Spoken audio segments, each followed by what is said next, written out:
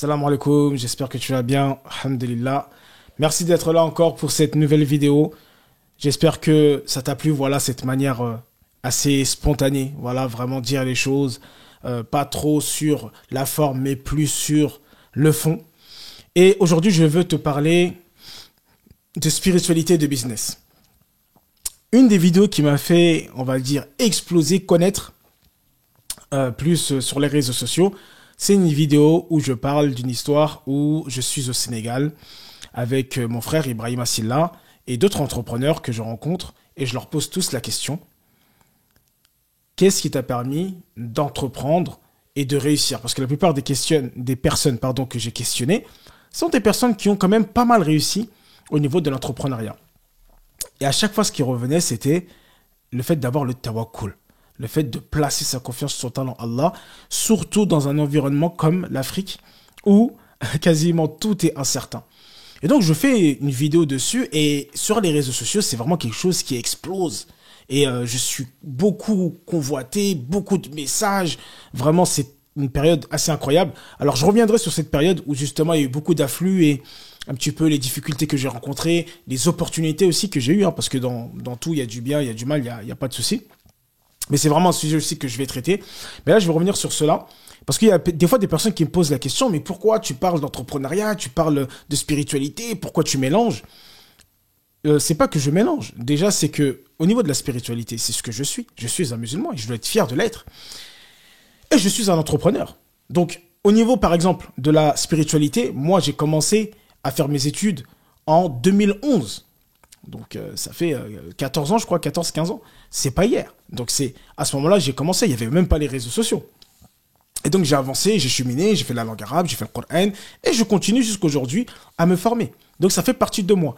Et de plus, aujourd'hui, je suis enseignant, j'enseigne le Coran et le Karim, permettre aux gens de l'apprendre, de le réciter de la meilleure des manières, alhamdulillah, et d'avoir une bonne compréhension, et de se transformer à travers le Coran. D'ailleurs, petite parenthèse, alhamdulillah, j'ai fait une collaboration avec une sœur qui s'appelle Dali, qui a une école qui s'appelle El Jannah, où elle accompagne les femmes, les enfants dans leur spiritualité, langue arabe, Coran.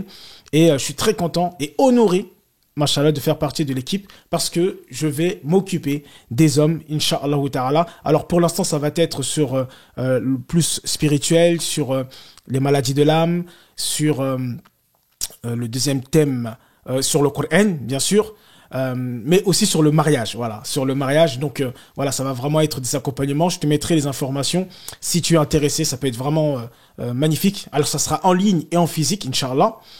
Donc voilà, sur ce côté spirituel, je suis en plein dedans en fait. C'est pas une image, c'est ma vie. C'est ce que je suis et j'ai envie de vivre aligné à ma spiritualité. Et il y a aussi le côté entrepreneur. Alors, entrepreneur, moi je suis entrepreneur depuis 2009. Donc c'est aussi, ça date pas d'hier. Et alhamdulillah, j'ai fait plusieurs entreprises, certaines qui ont marché, qui sont encore là, certaines qui ont raté. Donc je prendrai un temps aussi pour parler un petit peu de ce parcours, de tout ce qui a été fait, que ce soit ici ou au bled, à l'étranger, etc. Un très très grand parcours où j'ai testé plusieurs types de métiers. D'accord? Donc ça, j'en parlerai, mais ça fait partie de ma vie. C'est qui je suis en fait. Hein, c'est pour ça qu'il est important de faire un travail de connaissance de soi, de qui je suis, parce que sinon, on va se retrouver perdu et les gens peut-être ils vont pas comprendre. Je vais dire ouais mais il mélange tout. Non, c'est pas une question de mélange, c'est une question de je suis un entrepreneur qui a envie d'entreprendre aligné à ma spiritualité. Pourquoi je veux entreprendre? Pour gagner en liberté. D'accord? Alors attention, on reviendra aussi sur ce terme, c'est pas si facile que ça, est-ce qu'on a vraiment la liberté et tout? Mais en tout cas, par rapport à mon profil, par rapport à mon type de personnalité et tout le travail que j'ai fait pour moi, je suis plus un profil entrepreneur, d'accord? Et c'est comme ça que je suis. Et donc, sur le cheminement, à un moment, j'ai entrepris, et j'ai vraiment beaucoup entrepris. Mais, vous savez, j'ai entrepris à tel point que j'ai même délaissé ma famille pour cela. J'ai délaissé ma famille. Regardez, je vais vous raconter quelque chose. Comme je vous ai dit ici, on va se dire les choses vraiment. Une année, j'ai voyagé 11 fois dans l'année. Import, export, etc. Voilà, j'ai voyagé 11 fois dans l'année. Et j'étais quasiment jamais allé à la crèche de mon fils. Et la première fois que je suis allé le chercher, on a refusé de me donner mon enfant. On a refusé parce que on ne me connaissait pas, ce qui est tout à fait normal. Donc j'ai dû ramener une pièce d'identité et tout ça, c'est passé. Une deuxième fois aussi pareil. Une troisième fois, là, j'ai pas accepté. J'ai dit non, je vous montre rien du tout. Bon, je leur ai expliqué que c'est pas possible à chaque fois. Voilà, je suis son père. Vous voyez bien qu'il vient vers moi et tout ça. Mais pourquoi je vous dis ça? Tout ça pour vous dire qu'à un moment, j'étais tellement déconnecté de la réalité. J'étais vraiment dans l'entrepreneuriat à fond, à fond, à fond, à fond, à fond. Pourquoi? Parce que voilà, il y a des choses à payer, faut faire de l'argent, etc., etc. Et en tant qu'entrepreneur, c'est vrai, faut pas qu'on se mente. Il faut faire de l'argent. Mais je me déconnectais de la réalité et surtout la pire des choses, je me suis déconnecté de ma spiritualité. Je commençais à délaisser les salades. Parce que il faut faire, d'abord on va prioriser ça. Je jeûnais avant, je me rappelle à l'époque, le lundi, jeudi, je délaissais ça. Et je faisais le strict minimum. Quitte à des fois même, j'allais me coucher, je faisais pas la richa. Je dis ouais, je vais le faire demain matin pour le fajr. Voilà, j'ai envie de vous parler avec transparence aujourd'hui. J'ai pas envie de vous blaguer. Je vous dis la vérité. Et je suis arrivé très très bas dans ma foi. Et honnêtement, aujourd'hui, je parle aux personnes qui veulent entreprendre ou qui entreprennent. Si entreprendre nous fait perdre notre foi, si entreprendre nous fait perdre notre au-delà, ça sert à quoi d'entreprendre? Normalement, entreprendre doit être un moyen, en tout cas pour nous, de nous élever, de nous enrichir, mais pas que pour notre propre personne. Bien sûr, pour subvenir aux besoins de nos familles, mais aussi pour être une cause pour l'islam, pour être une cause pour notre communauté, pour être une cause pour l'humanité. De bien. Et vous savez, aujourd'hui, je m'identifie plus comme un entrepreneur lambda. Je m'identifie plus, et ça c'est quand j'ai eu le déclic, c'est quand je suis allé au Sénégal, à la formation de Changyang. Quand on rentre dans la salle de classe, il y a marqué en gros « Bienvenue, entrepreneur social ». Et je me considère plus comme ça. Ce que j'entreprends, je veux que ce soit profitable. Je veux que ce soit profitable à un maximum de personnes. Et c'est comme ça que je me sens bien. D'accord? Je veux vraiment faire partie de ces gens qui, par leurs actions, par le fait d'avoir généré de l'argent, ont un impact derrière. S'il faut faire une mosquée, bismillah. S'il faut faire des puits, des forages, bismillah. S'il faut faire des écoles, et moi je tiens beaucoup à l'éducation, bismillah. S'il faut aider des orphelins, bismillah. D'accord? Innal a'malu binniyat. Ça dépend des intentions. J'ai pas dit de l'intention, des intentions que vous avez. Parce que vous pouvez avoir une intention, et c'est cette intention qu'il faut avoir d'abord, c'est la satisfaction de Allah subhanahu wa ta'ala. D'accord? Et la satisfaction de pouvoir contribuer à la communauté, d'avoir de l'argent, mais pour une finalité de bien. Il n'y a pas de mal à cela. D'accord? Et dans la réalité, peu importe où on va, vous voulez faire la Ramadan, vous allez payer. Vous allez à la mosquée le vendredi, tous les vendredis, vous payez. En tout cas, quand même facile de pouvoir donner à chaque vendredi. D'accord? Donc parce que dans le monde dans lequel on vit, l'argent est très important. Et c'est pour ça qu'il y a des personnes qui ont envie d'entreprendre, comme moi. Et dis-moi dans les commentaires si tu te reconnais. C'est pas entreprendre pour dire je suis entrepreneur, je m'en fous. Si je pouvais être autre chose et ça me permettait de me mettre au service d'Allah et ça me permet d'être plus libre aussi pour vivre ma spiritualité. Parce qu'il faut qu'on se dise la vérité. Dans certains travails, pas tous, il est très compliqué. On ne veut même pas par exemple, si vous dites que vous voulez prier, on vous dit non. Clairement. Si vous êtes une femme et que vous portez le voile, des fois c'est assez compliqué. D'accord? Donc, je sais qu'il y a une catégorie de personnes qui ont envie d'entreprendre, qui ont envie qui ressentent aussi cette fibre entrepreneuriale en eux, mais qui sont aussi des êtres très spirituels, ou en tout cas qui ont envie de placer Allah au centre de leur vie. Et c'est là où c'est compliqué, c'est là où vraiment c'est ce que j'ai envie de parler le plus aujourd'hui. C'est comment je fais pour être un entrepreneur spirituel. Je suis un entrepreneur, mais je suis spirituel. Je suis un entrepreneur, mais je suis basé sur les principes de la spiritualité. Je suis entrepreneur, mais mes valeurs, tout ce que je vais faire et entreprendre, ça va être selon le Coran et la Sunna. Vous savez, on est beaucoup concentré, on le voit, hein, sur fiqh al-ibadat, donc fiqh al-ibadat, les fiqh des adorations, de comment on fait le hajj, les ablutions, le jeûne, etc., les piliers de l'islam. Mais on parle très peu de fiqh al-mu'amalat, des transactions, de justement ce côté entrepreneuriat. Et j'en parlais d'ailleurs avec une sœur, on parlait de ça, de l'entrepreneuriat, et que bah elle avait délaissé aujourd'hui un petit peu le côté entrepreneuriat et qu'elle s'était concentrée sur le Coran parce que justement, comme moi, à un moment, elle s'était trop mise dans l'entrepreneuriat et qu'elle avait même plus envie d'entendre parler d'entrepreneuriat et qu'elle voulait juste voilà, lire le Coran. Moi, je lui ai dit qu'il fallait qu'elle trouve un équilibre entre les deux. Il fallait qu'elle trouve un équilibre parce que Machallah, Allah, il lui a donné à cette sœur-là une capacité incroyable d'entreprendre. Wallahi, elle a ça en elle. La preuve, c'est que elle se reconnaîtra dans la vidéo. Elle est allée à Dubaï à un moment où quasiment personne n'y allait, à un très très très jeune âge. Donc elle a toujours eu cette fibre-là. Et vous savez, nous, c'est le juste milieu.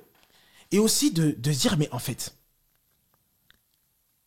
j'entreprends, je peux être très spirituel et peut-être que même en étant un très bon entrepreneur, je peux devenir très très spirituel. Et que l'entrepreneuriat est aussi quelque chose, et ça je vous le dis quand vous êtes dedans, qui est très très spirituel. La plupart des entrepreneurs, je regardais une vidéo la dernière fois, on a posé la question à un grand entrepreneur, serial entrepreneur, plusieurs entreprises. Il dit, quel est le conseil que vous donnerez aux futurs entrepreneurs ou aux entrepreneurs? Il a dit qu'ils soient très spirituels. Qu'ils soient très spirituels. Et je vous le dis la vérité aussi, quand on entreprend, ça fait partie des moyens, en tout cas moi ça a été mon cas, de développer ce côté spirituel. Comme je l'ai raconté dans la dernière vidéo, et je le racontais là, c'est que voilà, j'ai commencé à être en profondeur, voilà, commencer à délaisser tout cela, mais quand j'étais au fond du trou, je n'avais plus d'autre choix que de me retourner vers Allah subhanahu wa ta'ala, de revenir au Coran, de revenir à la sunna, de ressentir ces choses-là, d'avoir ce bien-être, ce bonheur, pour avoir cette envie et cette volonté d'entreprendre. Mais maintenant, de plus entreprendre avec la confiance en soi. De plus entreprendre, c'est ce qu'on entend beaucoup. Ouais, la confiance en soi, la confiance en soi. Et il en faut, attention. Je nuance, mais je vais vous expliquer. La confiance en soi, oui, il faut s'aimer. Oui, il faut le mindset. Mon expérience, c'est vrai, hein, il faut un certain mindset. Il faut avoir une certaine estime de soi. Une certaine confiance de soi, mais je peux vous assurer que si vous voulez avoir une vraie confiance en vous, c'est en ayant confiance en Allah subhanahu wa ta'ala.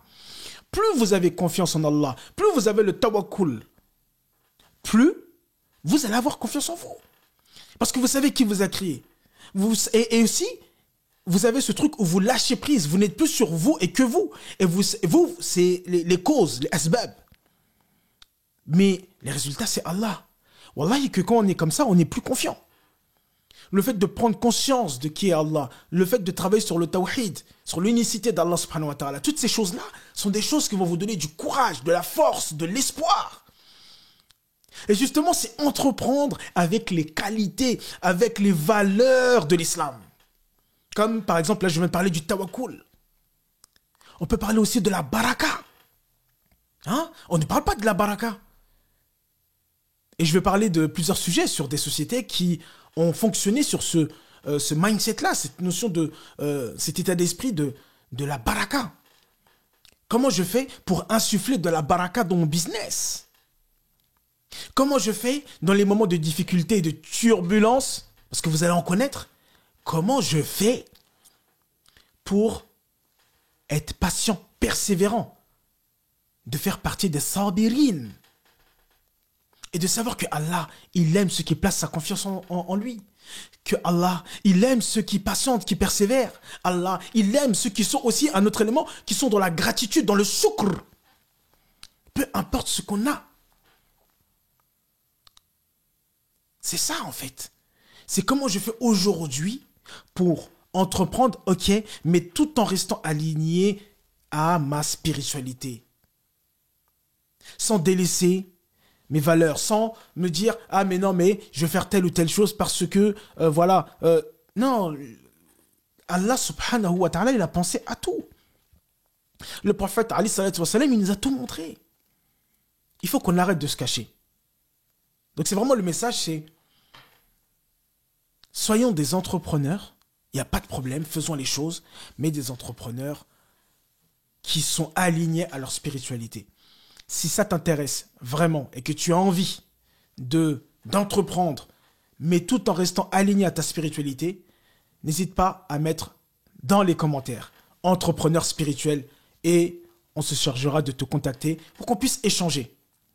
Et dans la prochaine vidéo, je vais te raconter une histoire justement d'un frère que j'ai accompagné sur ce côté-là, qui est une histoire qui est assez incroyable, où justement on a fait tout ce travail pour l'aider à lier sa spiritualité à son entreprise, à être un entrepreneur spirituel. C'est pas un mélange, c'est pas un micmac, c'est sa personne, c'est qui il est et comment justement il va travailler avec ces valeurs-là. Et d'avoir cette confiance que si j'entreprends et je fais les choses comme ça, j'ai réussi. J'ai réussi. Mais ce sera le sujet d'une autre vidéo. Salam alaikum.